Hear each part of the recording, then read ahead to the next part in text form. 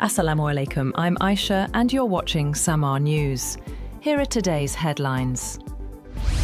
The Trump administration has ordered US diplomats worldwide to stop processing visas for Afghan nationals, effectively suspending the special immigrant visa program for Afghans who assisted the United States during its 20-year presence in Afghanistan. According to a State Department cable, all US diplomatic posts have been instructed, effective immediately, to reject all immigrant and non-immigrant visa applications from Afghan nationals, including special immigrant visa applicants. The move marks one of the most sweeping policy halts affecting Afghans seeking entry into the United States.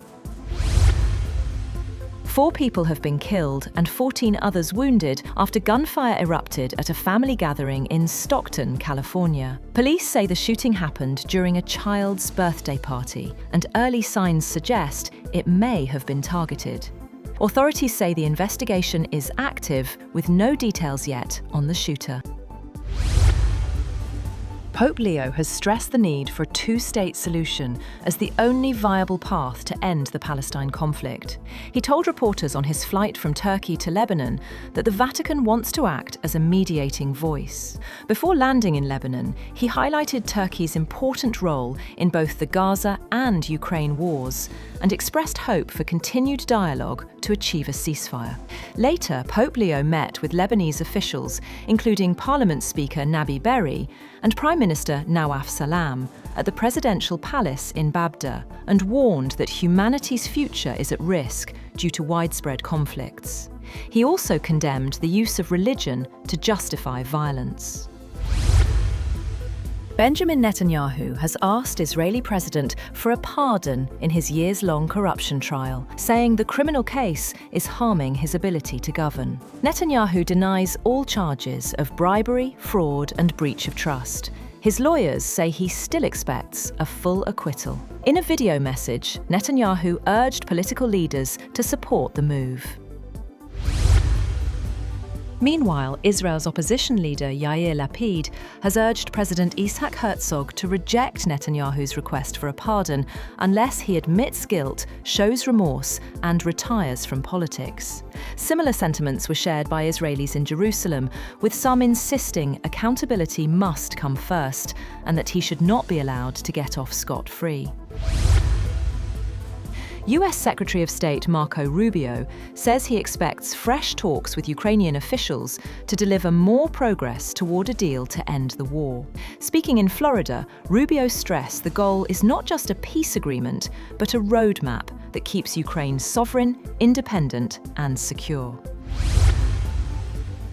Ukrainian President Volodymyr Zelensky has appointed former US Ambassador Oksana Markarova as his new advisor on reconstruction and investment. Zelensky said the role will support Ukraine's long-term goal of rebuilding after the war and restoring normal economic development, alongside the ongoing effort to defend the country. US President Donald Trump says the airspace above and around Venezuela should be considered closed. He made the statement in a post on his social media platform, Truth Social. Trump did not provide any additional details or explain whether this reflects a policy proposal or a security warning. The message has caused confusion in Caracas, where officials are waiting for clarification. There has been no formal announcement from US aviation authorities or the State Department regarding any change in airspace regulations. The comment comes as Trump continues to increase pressure on the government of Venezuelan President Nicolás Maduro. North Korean leader Kim Jong-un has emphasized the Air Force's role in strengthening the country's nuclear war deterrence. He made these remarks during celebrations for the Air Force's 81st anniversary, where he appeared alongside his young daughter. Photos show Kim inspecting unmanned aircraft, mobile missile launchers, and other military equipment. Meanwhile, a Ukrainian intelligence official says North Korea has begun mass production of small, short-range FPV drones, as well as larger, medium-range battlefield attack drones.